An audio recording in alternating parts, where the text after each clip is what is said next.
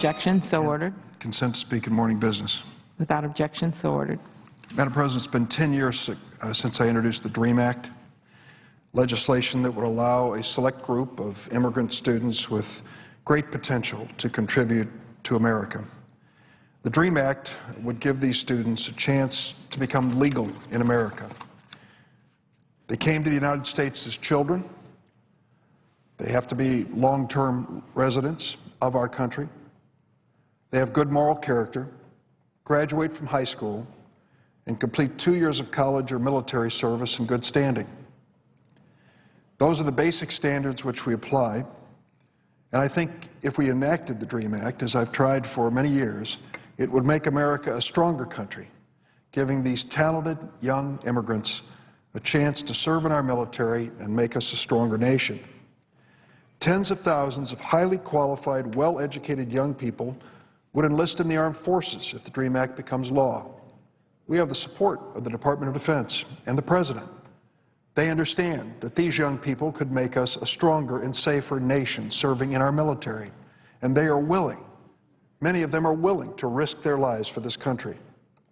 Studies have also found that these DREAM Act participants could literally build our economy in years to come with their talent. Remember, these students we're talking about were brought to America as children and as infants. They grew up here believing they were Americans. They went to class every day, pledged allegiance to the only flag they knew, and sang the only national anthem they'd ever heard. They are American in their hearts, and they shouldn't be punished because their parents made a decision to bring them here. These young people are tomorrow's doctors, engineers, soldiers, teachers. They're the people who we can build an America on and with. We shouldn't squander their talent by deporting them to countries that they may not remember at all. Last year, Republican Senator Richard Lugar of Indiana joined me in asking the Department of Homeland Security to suspend the deportation of these DREAM Act students. Now, for the record, if there is any evidence of wrongdoing by these students, they're completely disqualified from this conversation. We're talking about students of good moral character who are in the United States basically without a country. Earlier this year, Senator Lugar and I were joined in our request by 21 other senators, including Majority Leader Harry Reid, Judiciary Committee Chairman Patrick Leahy, and Senator Bob Menendez, asking that these DREAM Act students be given an opportunity to stay and not be deported. In response to our letters, John Morton, the Director of Immigration and Customs Enforcement, issued a memo in June of this year establishing new priorities for deportation. The Morton memo says it's a high priority to deport those who have committed serious crime or those who are a threat to public safety, while it is a low priority to deport individuals who've been in the United States since childhood, like those who are eligible for the DREAM Act. During a hearing this summer on the DREAM Act, Homeland Security Secretary Janet Napolitano told me and my subcommittee that the Department of Homeland Security would establish a process to implement the Morton memo. Under this new process, high-priority cases will be expedited, low-priority cases will be closed in many instances. Now, recently, the Department of Homeland Security announced the next step in the process.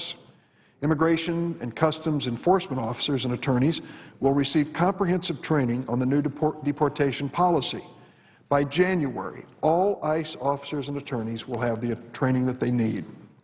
ICE attorneys will review all new deportation cases to identify low-priority cases that should not be placed in the immigration court.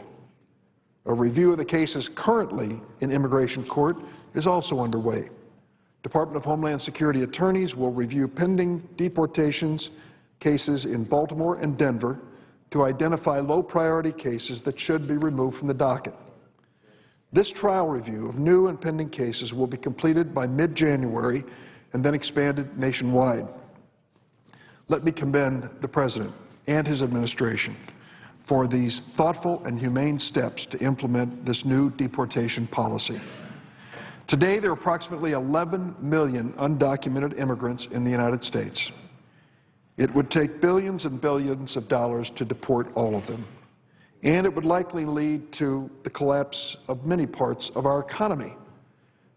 You can't go to a hotel or restaurant in the city of Chicago, and I've been told this by restaurant owners, and not find at least some place in that establishment an undocumented person doing tough, hard work that immigrants do. So DHS has to set priorities about which people to deport and not deport using limited resources. Now, some of my Republican colleagues have claimed that this is a kind of backdoor amnesty that couldn't be further from the truth. This is simply a temporary decision not to use limited government resources to deport low-priority individuals who are no threat to the United States of America. Individuals whose cases are closed will not receive any permanent legal status, so there is no amnesty involved in this. Ironically, some Republican critics of the administration's new policy called on the Clinton administration to establish deportation guidelines, exactly what the Obama administration has done here. In response to this request from some Republicans in Congress, the Clinton administration established a policy on prosecutorial discretion. The Bush administration kept the policy in force from the Clinton years and issued several follow-up memos without any criticism from any Republicans in Congress. The Bush administration also stopped the deportation of a number of DREAM Act students, again without any criticism from any Republican members. So let's be clear. What the Obama administration has done in establishing this new process for prioritizing deportations is perfectly appropriate and legal. Throughout our history, our government has had to decide who to prosecute and who not to prosecute, based on law enforcement priorities and available resources.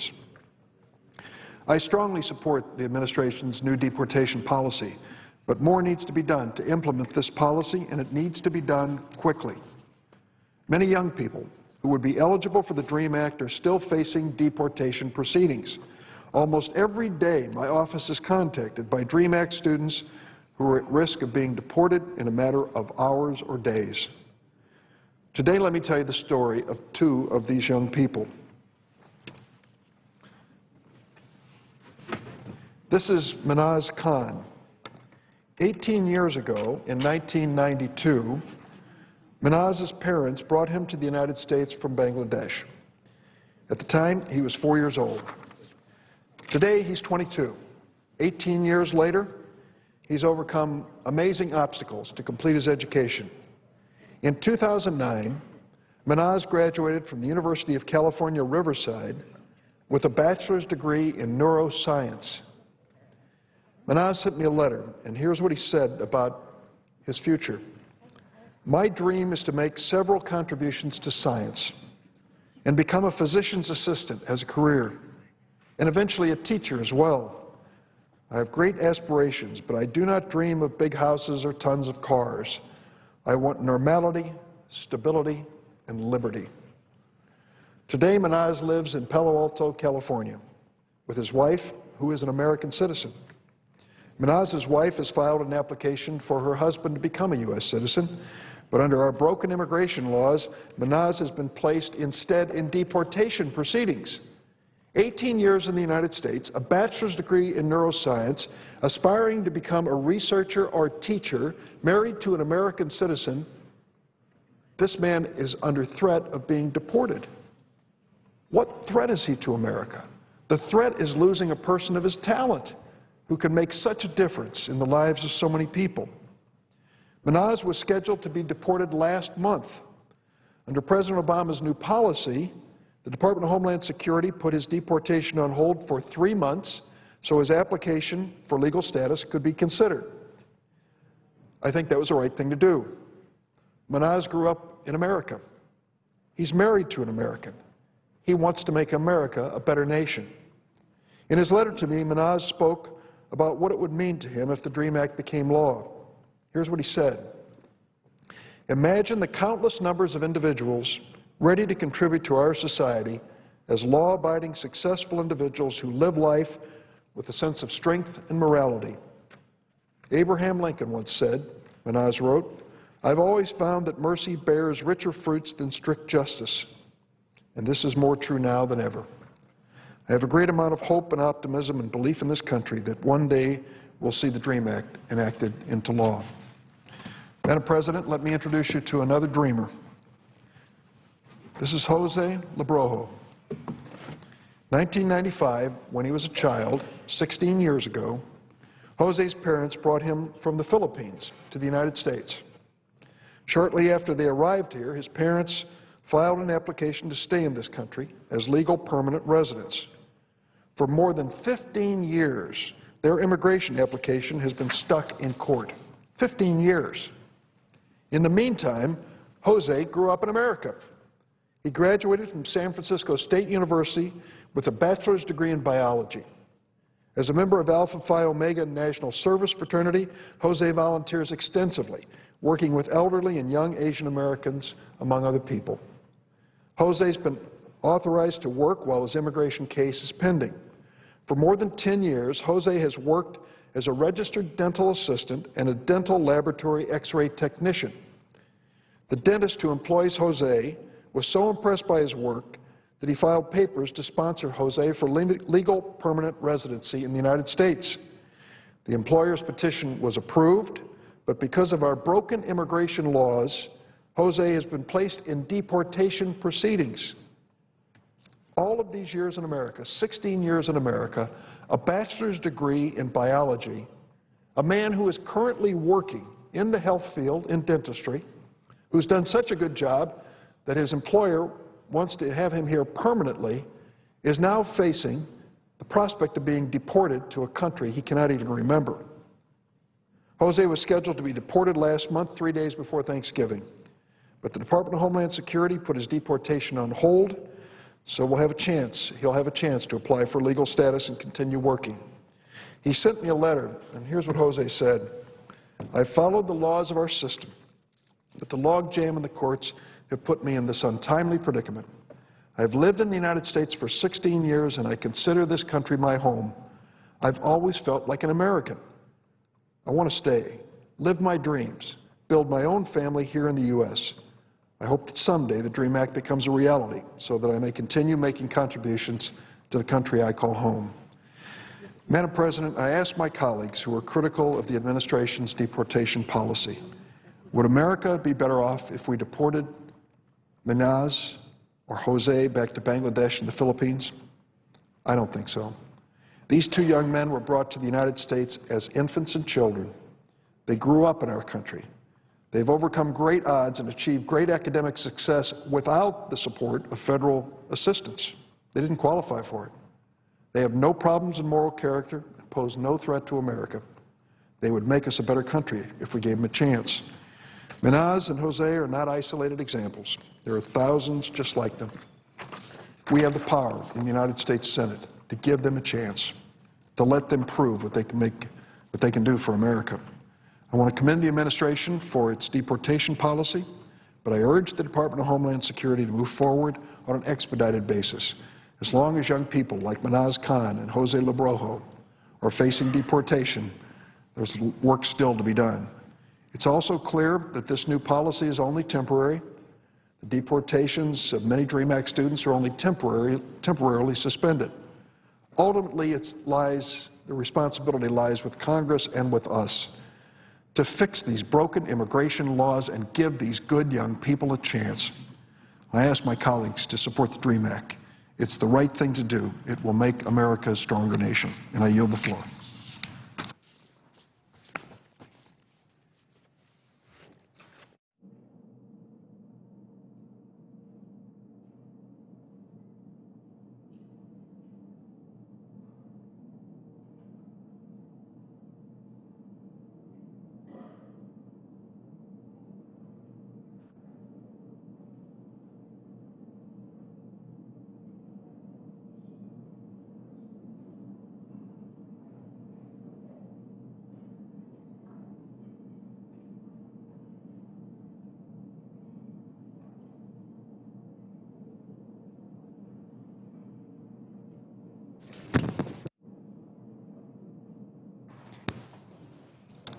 Mr. President, Senator from Minnesota.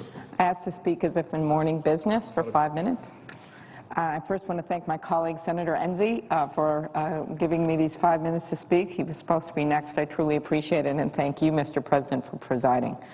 I rise today to discuss the collapse of MF Global. While its demise hasn't triggered the sort of economic turmoil that we saw in 2008, let me assure you it is having a devastating impact on the livelihoods and savings of many in my state. Sadly, the story of MF Global is all too familiar. It is a story of another over-leveraged financial firm that took on too much risk and did too little to disclose its bets. Once again, the folks whom the system was supposed to protect have been left holding the short end of the stick. 3 years after the U.S. financial system was nearly toppled by this sort of recklessness, it seems little has changed. Today, Mr. Cordray appeared before the House Agriculture Committee to testify on events that led to the bankruptcy of MF Global, the firm he led, as well as the whereabouts of roughly $1.2 billion that has gone missing. While taking responsibility for the collapse of the firm in his testimony today, Mr. Cordray chose to use much of his testimony defending the strategy that ultimately led to the firm's demise that left many in my state with their life savings on the line. In regards to the missing customer funds, he responded that as CEO of MF Global, he wasn't really in the position to know what happened. If executives at MF Global, Mr. President, were willing to steer their ship into dangerous waters, they should be able to account for the safety of their customers' funds held in segregated accounts, something considered sacred within these markets. If anyone still doubts that Wall Street has not learned from its mistakes, I would have you talk to the farmers in my state that can't access their life savings and aren't sure when or how much of it they will ever get back. Dean Toughlin from Laverne, Minnesota, a town of 4,600 people. His family grows corn, soybeans, and raises pigs on their farm in southwest Minnesota.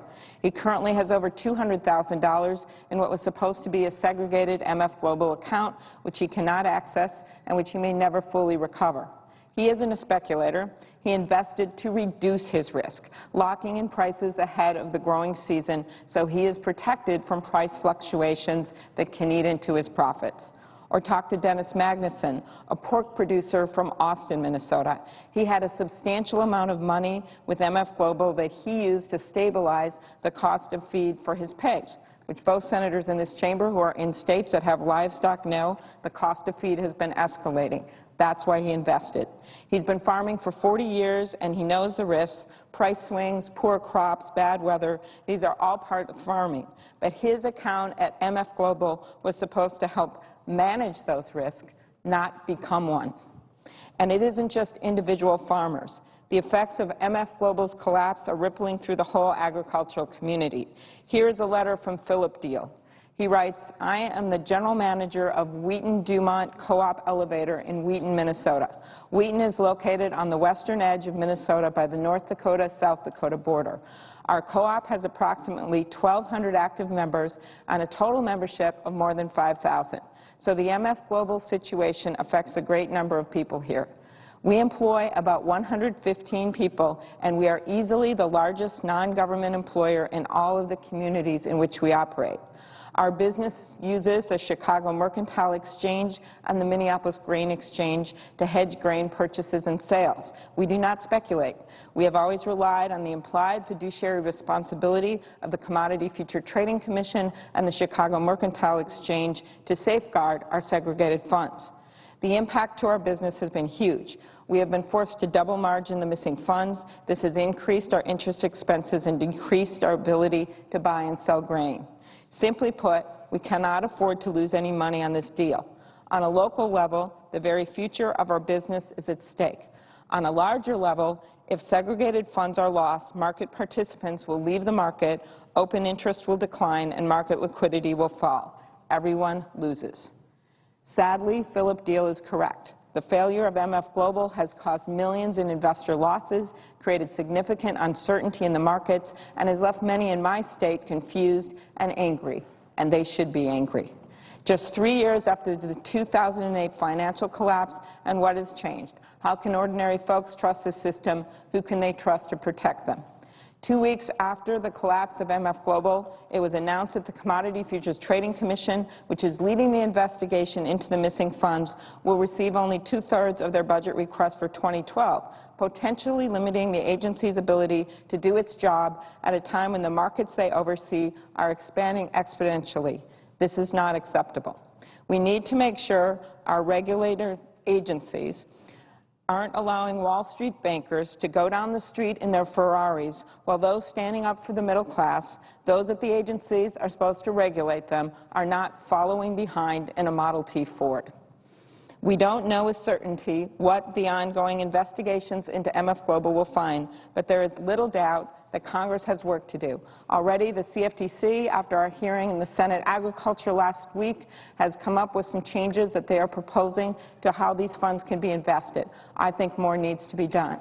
There are also rules of disclosure that are being considered and were discussed today at the House hearing as well as in our Senate Agricultural hearing that need to be changed. These changes were made to the CFTC rules in 2000 and in 2005. That's when they loosened the rules and expanded things. They need to go back to where they once were, where they protected investor savings.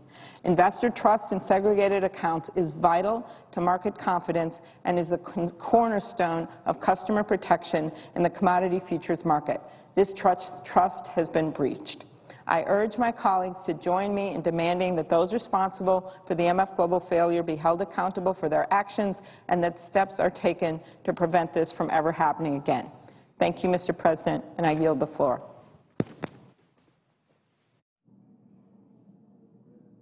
Senator. Mr. President, I'd ask unanimous consent to speak as though in morning business for whatever time I might Without consume. objection.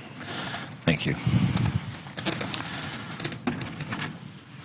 I wanted to take this opportunity to share with you what's been keeping me awake. And I'm sure that if I explain it well enough, it will keep you awake as well. Misery loves company. This is misery that's going to affect your future.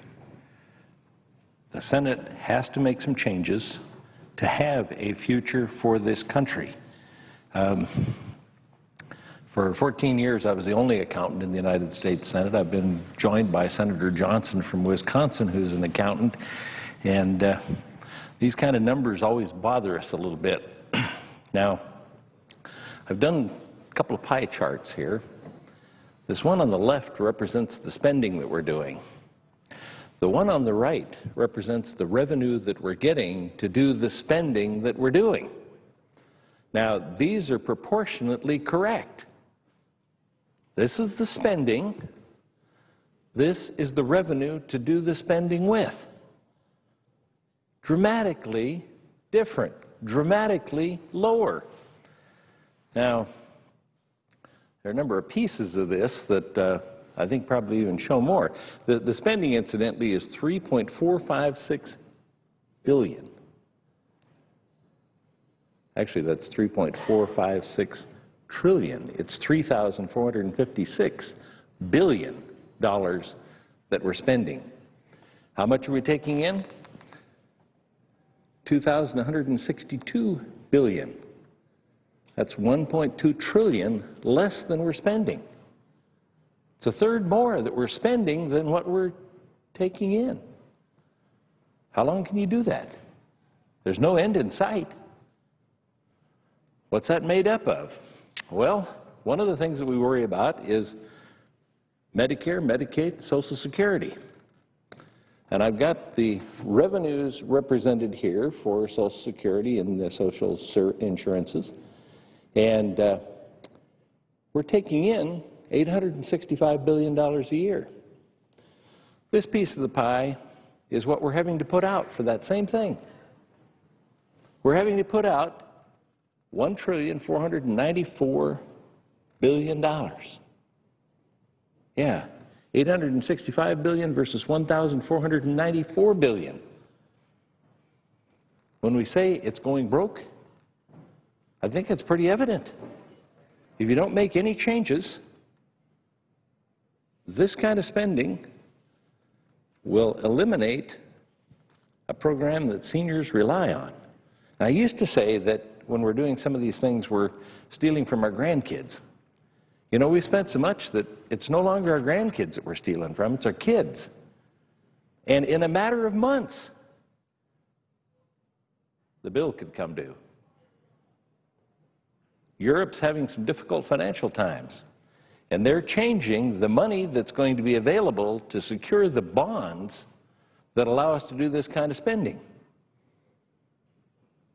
We took Social Security money and we put it in a trust fund. I always say, don't trust the trust funds. What we did was put IOUs in a drawer, and we spent the money. We're spending some of the money twice. How long can you spend the money twice? Well, let's take a look at some of the other parts of this pie, because we always talk about the defense and the non-discretionary spending, which would be the kind of the voluntary spending. Well, our discretionary spending, which includes defense and all of the rest of the things that we fund, we're spending $1,349 billion. And the income, not nearly that much.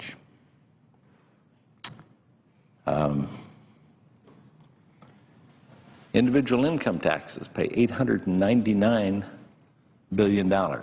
Corporate income tax pays $191 billion. I bet you people thought that there was a lot more corporate tax than that.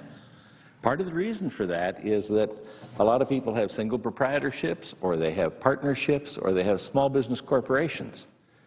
If they're in those three categories, the money that their company makes goes straight to their tax line, even though hardly anybody in business can take all of the money out that they make. If they don't reinvest that money in the business will go broke. So they don't get to take the money out, but they have to count the money. That goes in this $899 billion of individual income, as opposed to the corporate tax of $191 billion. There's an excise tax of $67 billion and other of $140 billion. But that has to fund $1,349 billion of spending. We have discretionary spending of $660 billion. We have military spending of $689 billion.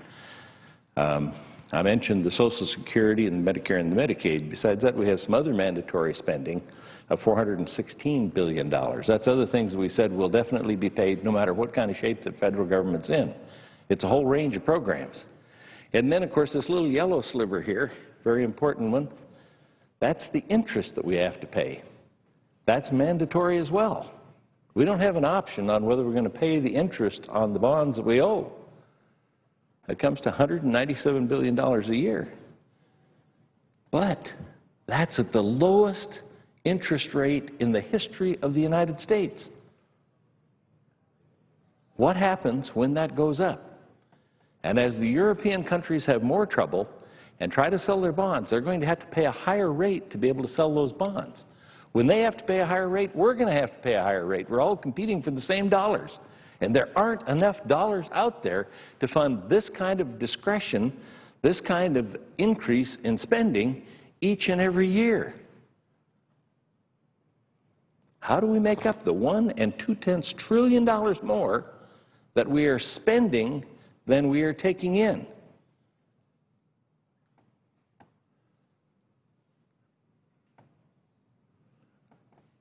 Huge difference. I hope people can grasp the difference between spending and revenues. If you do that with your own personal budget, the spending better be smaller than the revenues, or at least no greater than the revenues. But we haven't grasped that concept here yet. We did eliminate earmarks for the most part, and that helps. It was a rather small amount. But we are still adding programs. Adding programs. Now, sometimes we do that as a demonstration project. You know, a group of senators get together and they say, you know, our 5 states could really do something with this new program that we've devised. And so we'll put a little money in the budget, and it'll just be for those 5 states. We'll draw the criteria up so just those 5 states can get it. And the purpose of it will be to see whether the program was good or not. In my 14 years here, I've never seen one that wasn't good. I suppose there's some that I never heard reported on, but I never saw any that weren't good, which means that the following year, the same group comes back and they say, we just had this revelation, this marvelous experiment that happened in our state. It was just spectacular, and it really ought to be expanded to every state in the nation. Well, if it's that good, it probably ought to be expanded to every state in the nation. But with whose money? With what money? We're already spending more than we're taking in.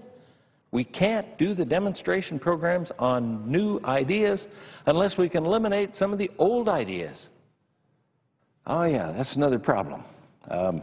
Another thing that we do around here is we say, okay, we're going to eliminate this program, and over 10 years it'll bring in the $5 billion that I need for my new program. Well, that's over 10 years, but the money's going to be spent over 1 year or 2 years at the most. That's pretty bad accounting. That's how you get to a situation where you've got this much spending versus this much revenue. Creative accounting. Say, oh yeah, in over 10 years we're going to have the money to pay for that program. Well, you can't bind a future Congress, so there's no assurance that that method of getting the revenue will stay around. There's also no assurance that we won't use that same pot of revenue 2 or 3 times. Now, we'll probably be told that we're doing that, but I've seen some revenue around here that's been spent more than once. One of our problems is we have too many spending decisions to make. There isn't a business in the world that spends $3,456 billion in a year. 1 year. There isn't anything that comes close to that.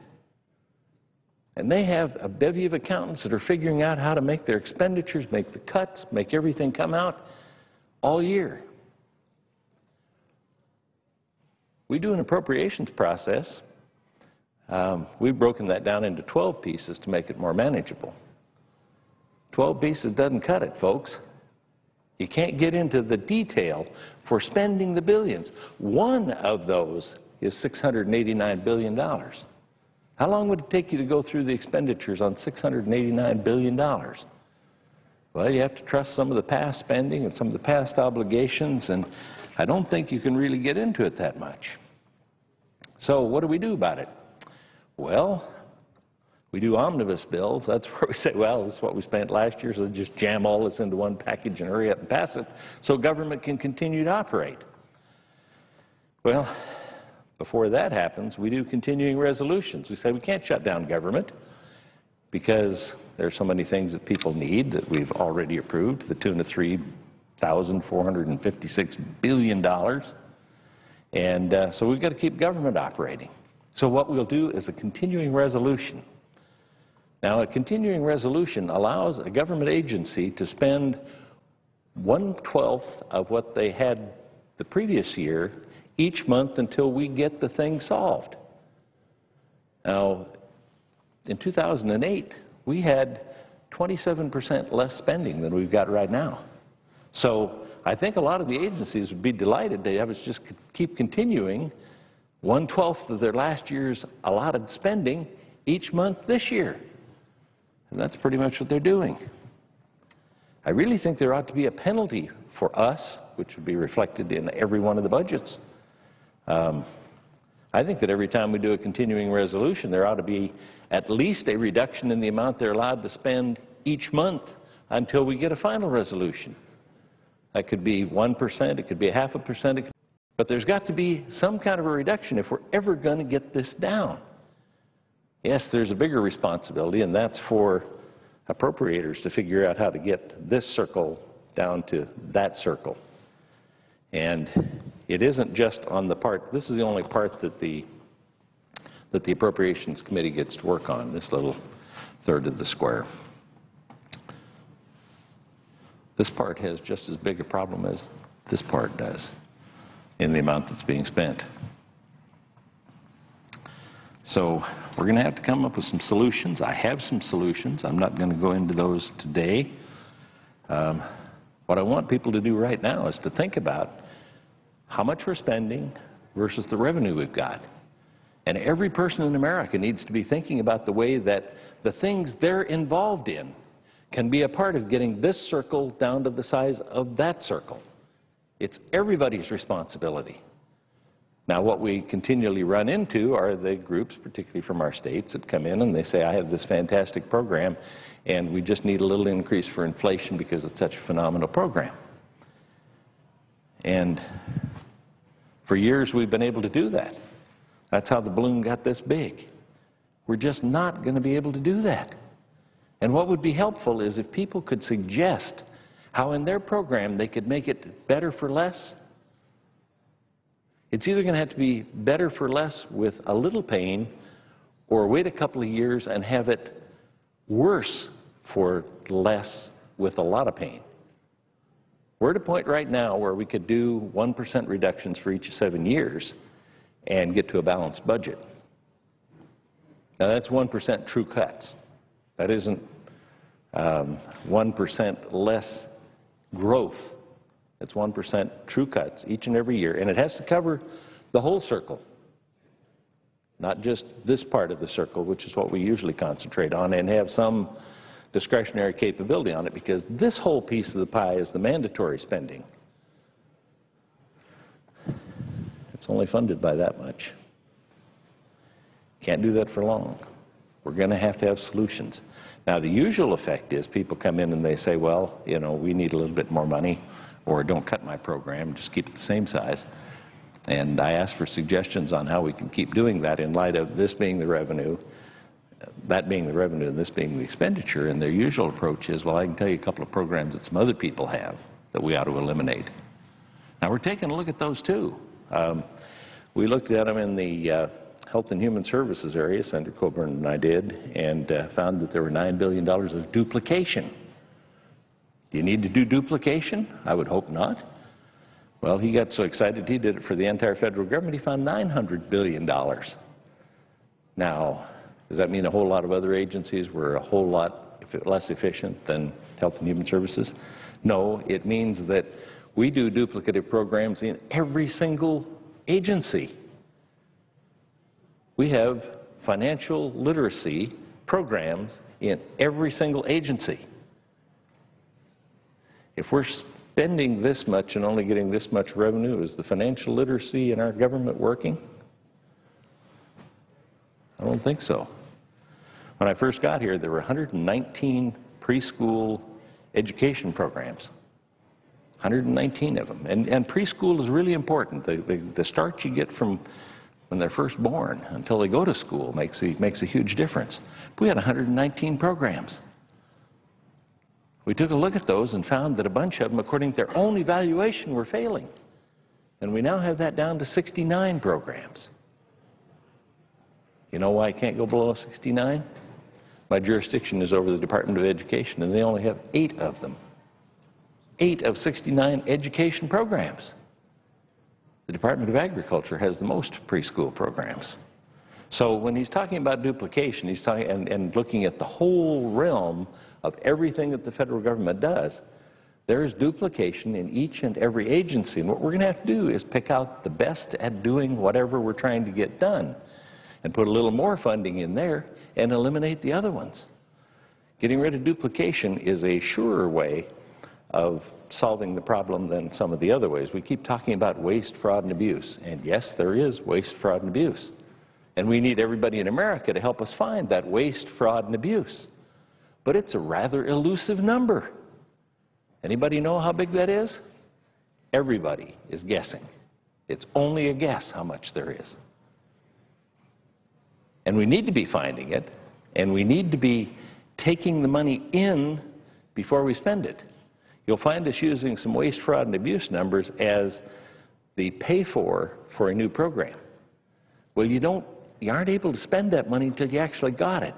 And one of the things I've noticed is once we say, okay, that can be the pay-for, the program goes into effect, and nobody really has any interest in going out and digging up that waste, fraud, and abuse. So that waste, fraud, and abuse money ought to go into a fund before it can be spent on something else.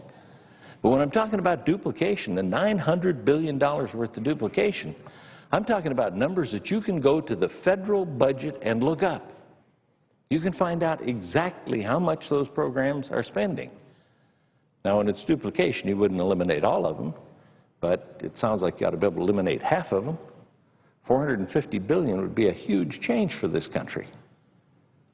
So I hope that we'll look at some of those, and as I said, I've got a 15-page speech here that would explain some ways that we could solve this problem. But what I'm trying to do is get people to grasp this concept that this is our federal tax receipts, this is our revenue, and that circle is proportionate to this circle.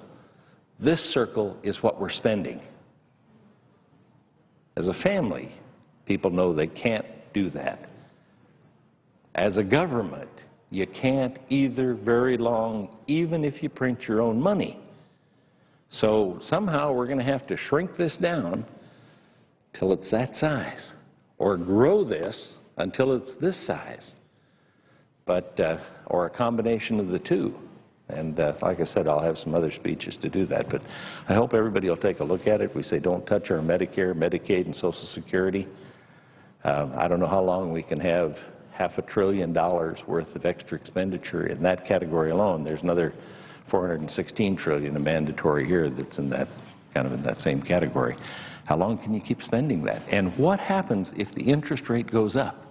This piece of the pie can become much bigger, and probably will. I don't know how long we can keep interest rates at the low rate that they're at now. If they go up, it'll help some seniors because they have some investments in cash that would get higher interest rates then. But for the country as a whole, when this part gets above the 1% we're spending right now, it actually makes up 6% of our budget already, but that's at the really low interest rate that we're doing. When that one expands, and that's going to have to expand, and it's going to expand in the next couple of years because of what's happening in Europe, we better be worried about it. This is the kind of picture that the Deficit Commission that Erskine Bowles and Alan Simpson chaired. And I was hoping that we would repaint this picture a number of times between the time they did that a year ago and now. Because we've got to get America to understand, and actually I can tell you the people in my state really understand this. I don't need to explain it to them. They know how much more we're spending than what we're taking in. They can even remember the numbers. And they are concerned, and they need to be concerned, and we all need to be concerned. So I'm open to your suggestions. I'll have some speeches later, again reiterating this definite problem that we're in. I've said a number of times that our country has maxed out its credit cards. And a couple of weeks ago on my trip to Wyoming, I checked into a hotel and I used my Senate credit card. And the lady a few moments later, very embarrassed, said, I'm sorry, but your card's being rejected. I said, I guess the federal government's in worse trouble than I thought. I used my own card and it went through. So we better be worrying about it now, because we do have a problem. We have maxed out our credit cards, and there's not any other places we can go for money. We've been the bastion of money for years. So keep this in mind. Start thinking of ways that we can actually make some cuts and increase some revenues. I've got both those in my speech. So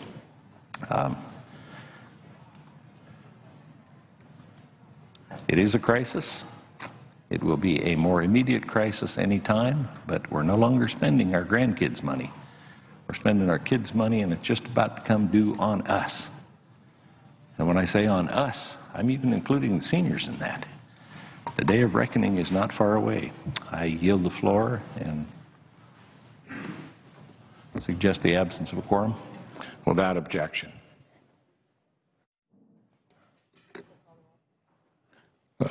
Sorry, clerk will call the roll. Mr. Kaka.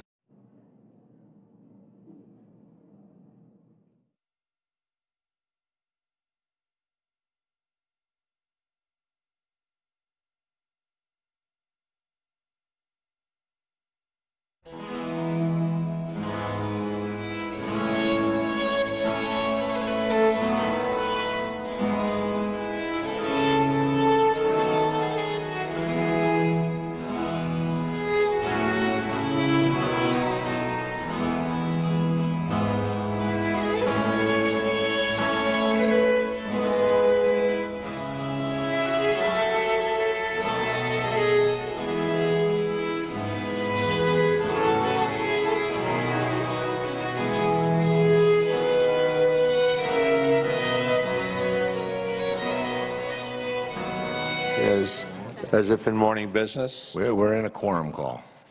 Mr. President, I ask unanimous consent that calling of the roll be dispensed with. Without objection. And now, Mr. President, I ask to be able to speak, unanimous consent, to be able to speak in morning business. Without objection. Mr. President, we're here now deciding on what kind of a country America might be in the future. Whether it will be a place that we look back at and remember when everybody had a chance at success.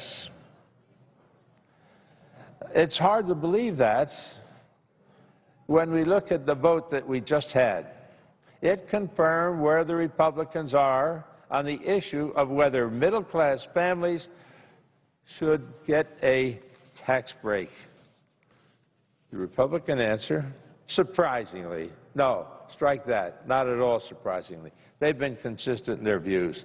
The answer that they gave on middle-class families' tax breaks was absolutely no. No, no, no. To the struggling single parent who wants to provide for their family, works hard every day, the Republican said, no way.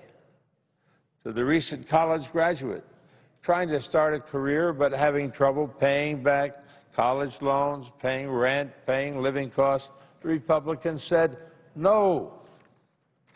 To the working family, working couple with a family of a couple of kids who need some help in this tough economy, the Republicans said no, no, no, no.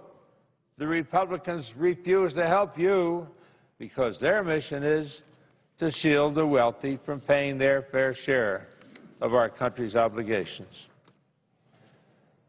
Across our country, Americans are watching Republicans in this Congress and wondering what they're going to do to supply encouragement and hope for people who really need it. Are we going to be like a big accounting firm, simply doing the auditing? Or are we going to be there to stimulate activity for people, to give them a chance to elevate their living standard for their family, to get their kids educated and take care of the family necessities? Right now, 14 million Americans are jobless, and they're worried about how they're going to stay in their homes, feed their children, and keep their families warm this winter. But unemployed Americans are not the only people who are struggling. Hardworking Americans from all walks of life are struggling to make ends meet. They're coping with skyrocketing grocery prices, surging health premiums, soaring college tuition. In my home state, 1 in 10 New Jerseyans are on food stamps, the highest level in more than a decade. And New Jersey has traditionally been among the top states per capita income in the country, within the top 3, often in the first position. Here on this side of the aisle, we're trying to help struggling families. And Mr. President, I learned the hard way about family struggles when I was growing up. My father took ill with cancer when he was 42. I was 18. My mother, when my father died, was 37 years old. We had all kinds of obligations to pay. My mother took over the family leadership. We owed money for the pharmacy, for hospitals, for doctors. We were virtually bankrupt. I had enlisted in the Army. Next week it'll be 69 years ago that I enlisted in the Army in December of 1942. And I know how tough it was and how much aggravation accompanies a family who just can't keep their heads above water. And here we are in a day of some incredible wealth around this country, around this world. Republicans are trying to thwart our efforts to extend and expand the payroll tax cut for working families, for people who depend on their incomes to take care of their family needs, not of their savings, not of their inheritance, their jobs.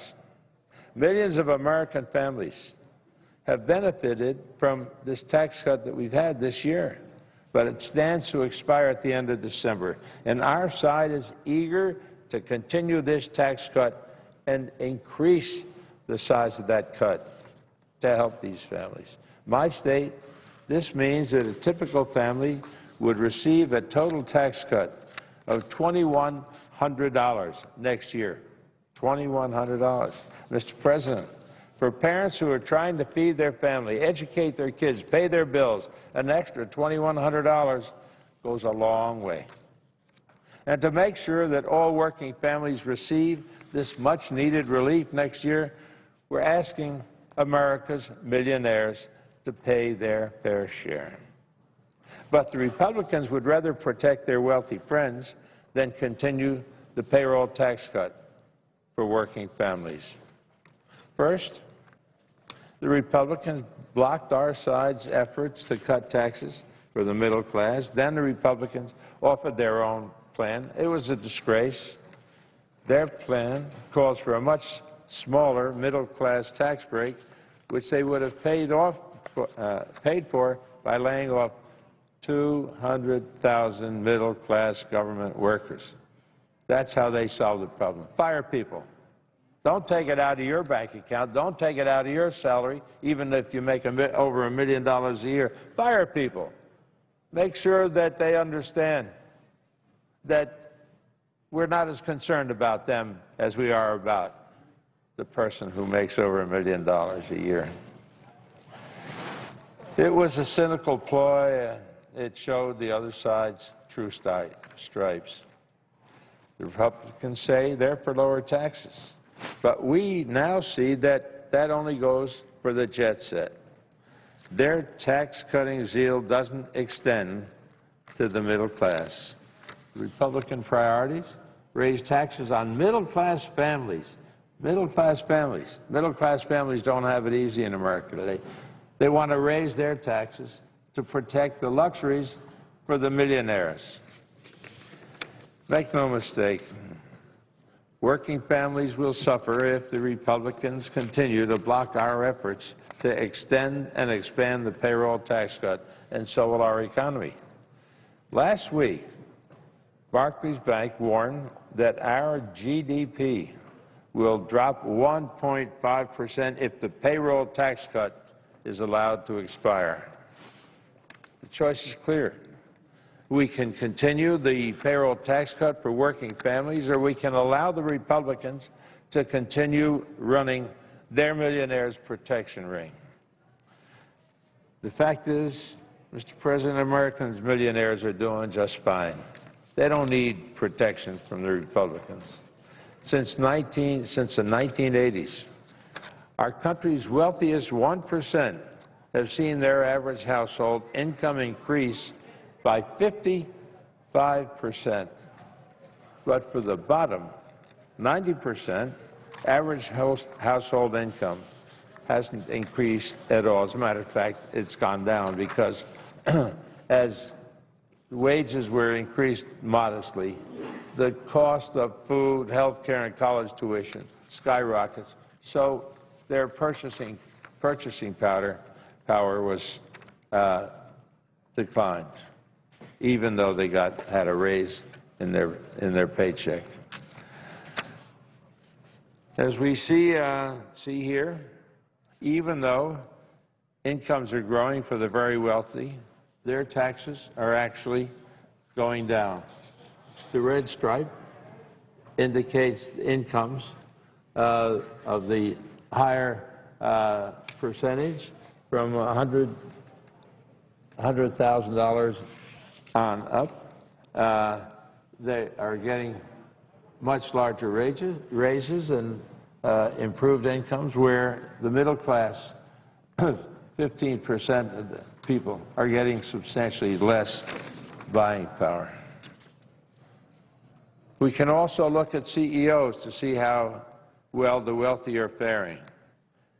CEOs at the largest companies are now paid an average salary of $11 million a year. That's 343 times as much as the average worker salary of $33,000. Note the difference, Mr. President.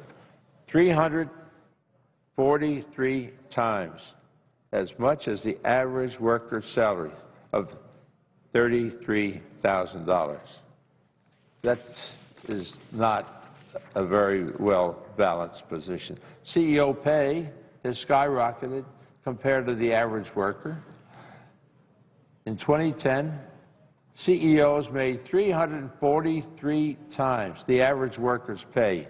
There used to be a much more modest comparison.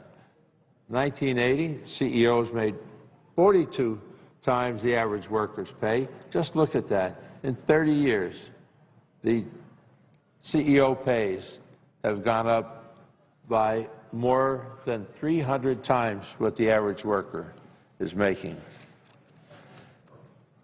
Just a few decades ago, the pay cap was much more reasonable, and the people who were working in the mills and making the products and doing the service jobs and all of that were living significantly better than they are today. The millionaires are making much, much more money today than they did in those years past. Mr. President, this is something I know something about directly. I was the president of a very large company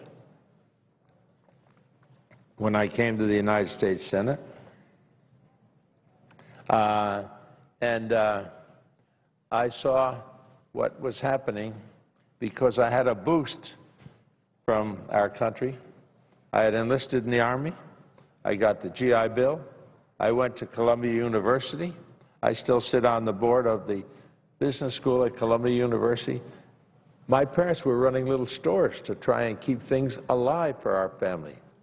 And here I am I ran a large company. It's because the country helped me out.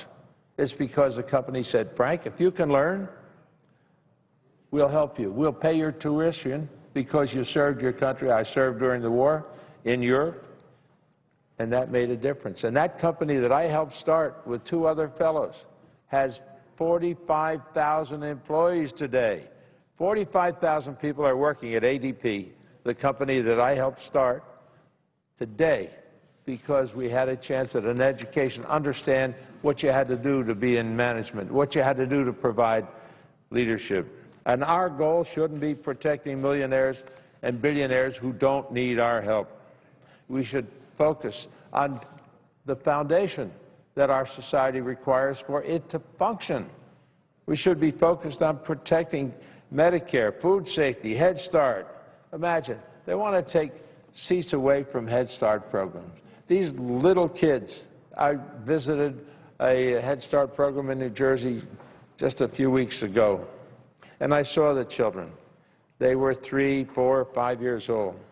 They were interested in learning something, and I talked to them, and one of the little boys came over and he hugged me around the knees, and I wanted to pick him up and take him home. He was so beautiful and so nice, and I thought, here's a child learning to love he came from a single-parent family. And now, what is in the programs that the Republicans are trying to put into working order will take 200,000, based on the budget that came over from that, take 200,000 of these little ones off of the Head Start roll. It's outrageous. So the people who need help, again, we should be focusing on protecting them, about making sure that they have proper Medicare, that food safety is taken care of, Head Start, home heating for the poor, and other essential programs, protecting them from reckless cuts. The Republicans who served on the super committee that we had organized refused before the negotiations were started, refused to ask wealthy Americans to pay their fair share.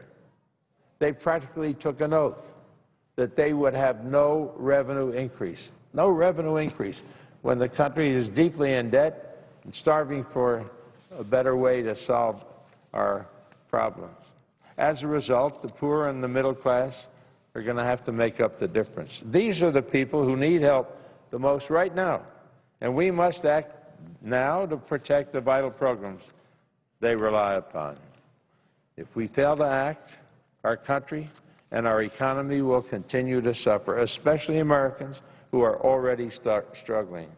It's just plain heartless to continue asking the poor, the middle class, the elderly, and our children to bear the entire burden of these brutal economic times. It doesn't hurt any of us who have been successful to pay a fair share. It might cost a few dollars more, but if you're making over $1 million a year, then look in the mirror and see if you've done it all by yourself, or whether there's a whole cadre of people working across America who go to work every day because they want to make a week's pay and take care of their kids and take care of their obligations. That's the foundation that built America. It's the foundation, Mr. President, of the development of something that was called the greatest generation.